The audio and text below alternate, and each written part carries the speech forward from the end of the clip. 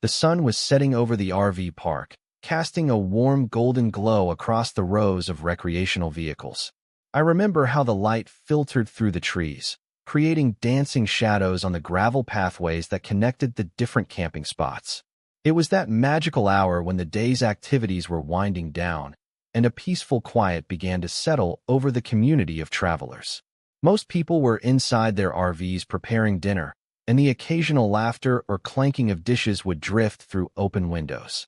I sat in my folding chair outside my modest 24-foot rental RV, nursing a glass of red wine and watching as the sky transformed from blue to brilliant orange and pink. I'd been on the road for nearly 3 weeks at that point. After a particularly difficult breakup and the stress of losing my job in the same month, I decided to take the severance package and do something completely out of character. I rented an RV and set out on a cross-country journey with no particular destination in mind. Just me, the open road, and the freedom to go wherever the wind took me. It was terrifying and exhilarating all at once. I'd never considered myself the adventurous type, but there I was, living nomadically and learning to embrace the uncertainty of each day. This particular RV park was in a small town in Colorado, nestled in a valley with mountains rising dramatically on all sides. I'd chosen it because the online reviews mentioned its peaceful atmosphere and stunning views. They weren't wrong. The mountains seemed to change color throughout the day, from misty blue in the morning to rich purple as the sun set. I planned to stay just 2 nights, but something about the place made me extend my reservation for a full week. Perhaps it was the way the air smelled of pine and earth, or maybe it was simply that I wasn't ready to move on just yet. I was lost in these thoughts, watching a family of deer cautiously approach the edge of the park to graze, when I noticed someone walking along the path toward me.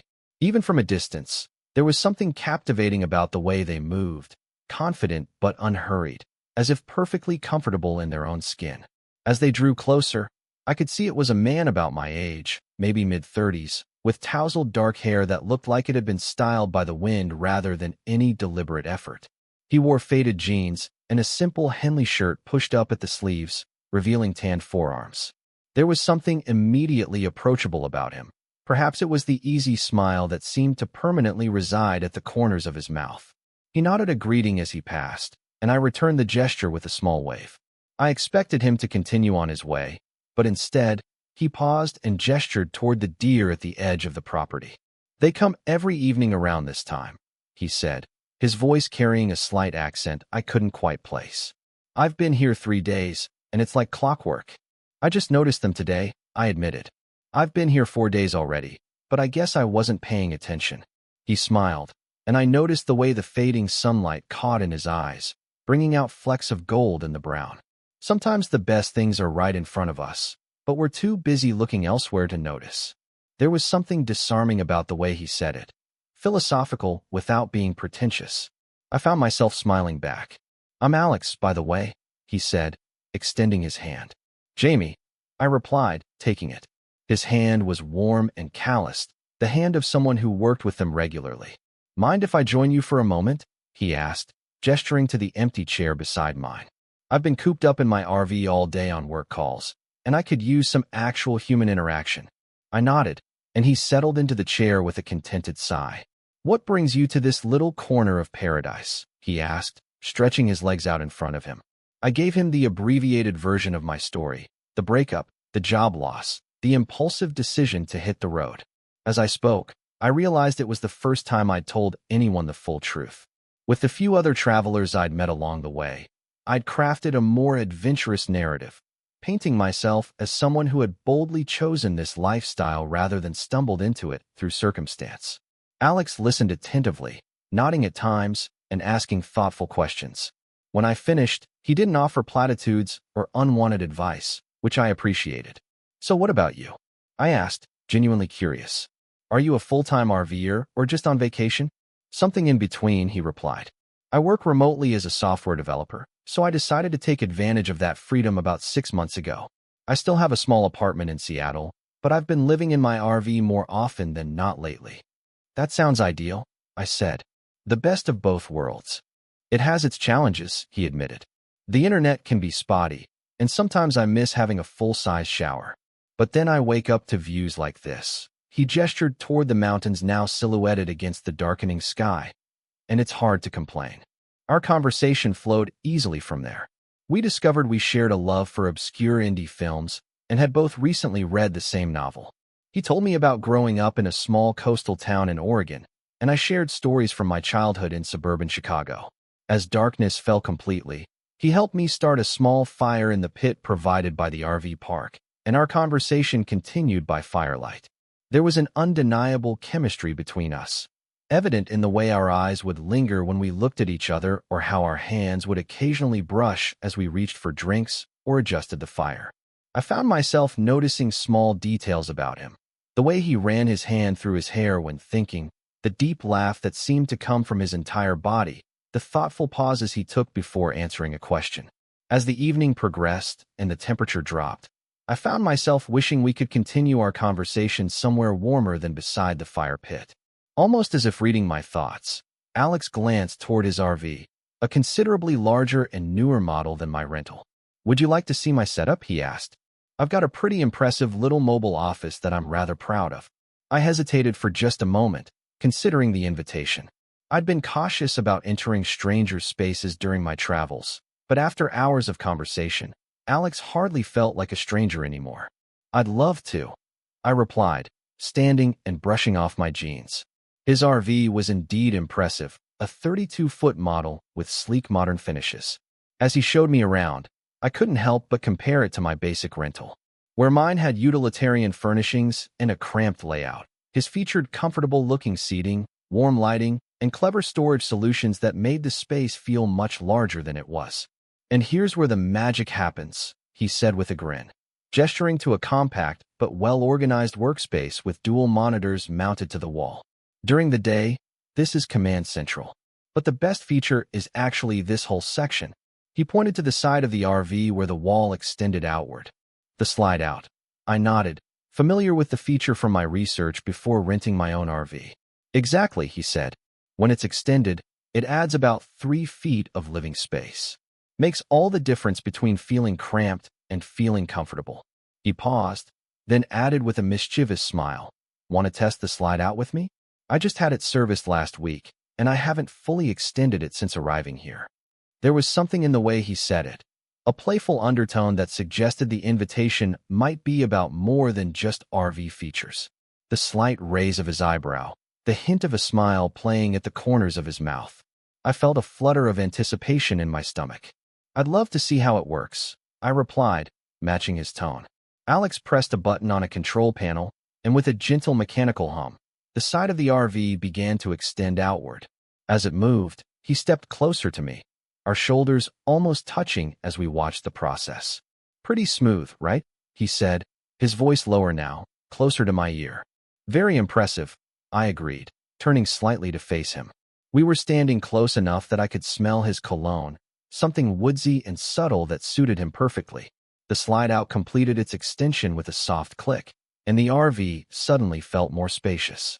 But I was less focused on the additional square footage and more aware of how close Alex and I were standing, the energy between us almost palpable. "It completely transforms the space," he said, his eyes never leaving mine. "Sometimes the smallest changes can make the biggest difference." I had the distinct feeling we weren't just talking about RV features anymore. "I found that to be true in many aspects of life," I replied, holding his gaze. He reached out slowly and tucked a strand of hair behind my ear, his fingers lingering against my cheek. "Jamie," he said softly, "I know we just met, but there's something about you that feels, I don't know, familiar somehow. Like we've known each other much longer." I knew exactly what he meant. There was an ease between us that usually takes weeks or months to develop, not hours. Perhaps it was the setting, 2 travelers crossing paths, sharing stories under the vast Colorado sky. Or maybe it was something more, some connection that defied logical explanation. "I feel it too," I admitted. His hand was still resting against my cheek, and I leaned into it slightly, an invitation. He moved closer, hesitating just long enough to give me time to pull away if I wanted to. But I didn't want to. Instead, I closed the remaining distance between us, and our lips met in a kiss that was both gentle and electric. Time seemed to slow as the kiss deepened. His arms encircled my waist, drawing me closer, and my hands found their way to his shoulders, feeling the solid warmth of him beneath the soft fabric of his shirt. There was an urgency to our connection, but also a tenderness that took me by surprise. When we finally pulled apart, both slightly breathless, he rested his forehead against mine. "I wasn't planning on that happening when I invited you to see my slide out," he said with a small laugh. "But I'm not complaining." "Me neither," I replied, smiling up at him. We moved to sit on the small sofa that had expanded with the slide out. Our conversation resumed, but with a new layer of intimacy. We sat close, his arm around my shoulders, my head occasionally resting against him as we talked. He told me about his dreams of eventually buying land somewhere remote and building a sustainable home. I shared my passion for photography, a hobby I'd neglected in recent years but had rediscovered during my road trip. As the night progressed, our conversation occasionally paused for more kisses, each one feeling both exciting and somehow right, as if we'd been doing this for years rather than hours. There was no awkwardness, no fumbling uncertainty, just a natural progression of connection. At some point, Alex reached for a remote and turned on some music, a mellow indie folk playlist that provided the perfect soundtrack to our evening. We danced slowly in the limited space of the RV, laughing when we bumped into furniture, holding each other close when the music slowed even further. "I have to admit," he murmured against my hair as we swayed together. "When I was walking around the park earlier, I noticed you sitting outside your RV, and I thought you were beautiful. I walked past 3 times before I finally worked up the courage to stop and talk to you." I leaned back to look at him in surprise. 3 times? I only saw you once." He laughed, a slight blush coloring his cheeks. "The first 2 times, I chickened out at the last minute and just kept walking. I'm glad I finally stopped." "Me too," I said, touched by his admission. As the night deepened, our connection continued to grow. What had started as a chance encounter between 2 travelers had evolved into something that felt significant, meaningful. When Alex finally kissed me goodnight at the door of his RV, promising to make me breakfast in the morning, I walked back to my own rental with a lightness in my step that I hadn't felt in months. The next few days were like something from a movie. Alex and I spent nearly every moment together, exploring the surrounding area during the day and returning to the RV park in the evenings. We hiked to a hidden waterfall, had a picnic by a crystal-clear lake, and spent one entire rainy afternoon playing board games in his RV. The slide-out extended to create our cozy haven. On our 4th day together, we drove to a nearby hot spring, soaking in the natural mineral water as snow began to fall gently around us. Steam rose from the surface of the pool, creating an otherworldly atmosphere as we talked about our lives, our pasts, and, increasingly, our future. "I know this is crazy," Alex said, his arm around me as we gazed up at the snowflakes drifting down. "But I keep thinking about what happens when you're supposed to leave. The idea of just saying goodbye and continuing on separate journeys feels wrong somehow." I'd been thinking the same thing, but had been afraid to voice it. What we'd found seemed too precious, too rare to simply walk away from. But I also knew the reality of our situation. I had no job, no real plan, and he had a life and career that allowed him this freedom but still required some stability. "I've been thinking about that too," I admitted.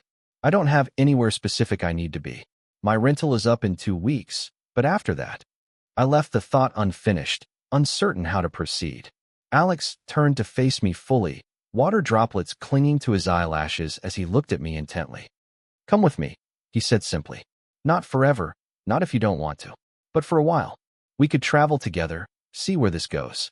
I have meetings in Santa Fe next week, and then I was planning to head toward the Utah National Parks. But I'm flexible." The offer hung between us, full of possibility. It was impulsive, perhaps even reckless, exactly the kind of decision I would have avoided in my previous life. But my journey had been teaching me that sometimes the most rewarding paths are the ones we don't plan for. "Yes," I said, surprising myself with the certainty in my voice. "Let's do it." His face broke into a radiant smile, and he pulled me closer, kissing me with such joy that I couldn't help but laugh against his lips.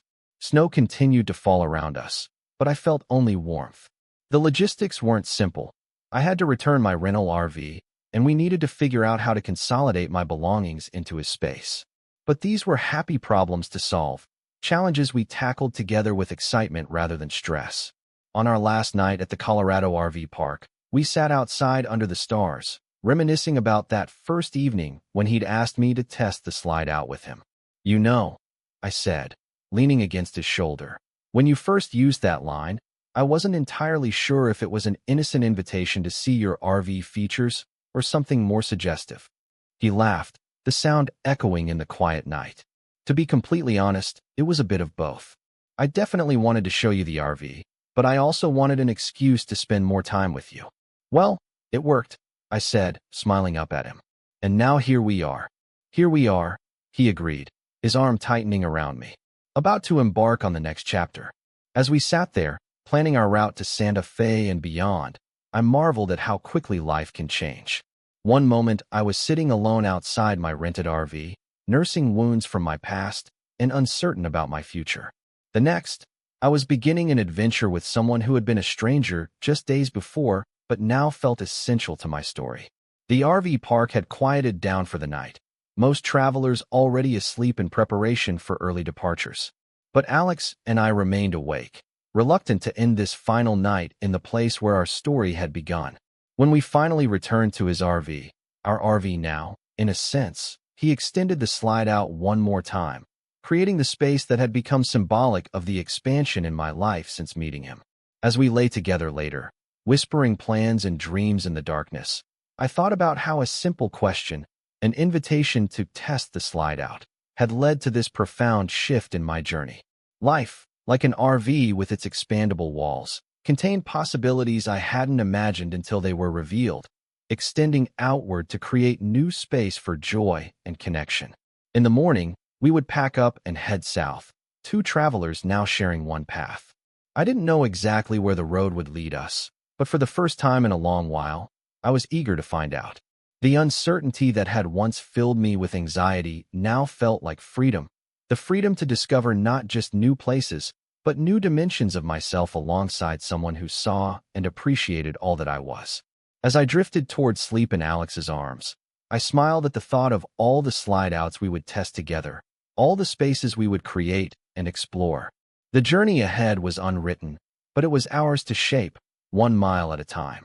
Total _char_count, 18,792.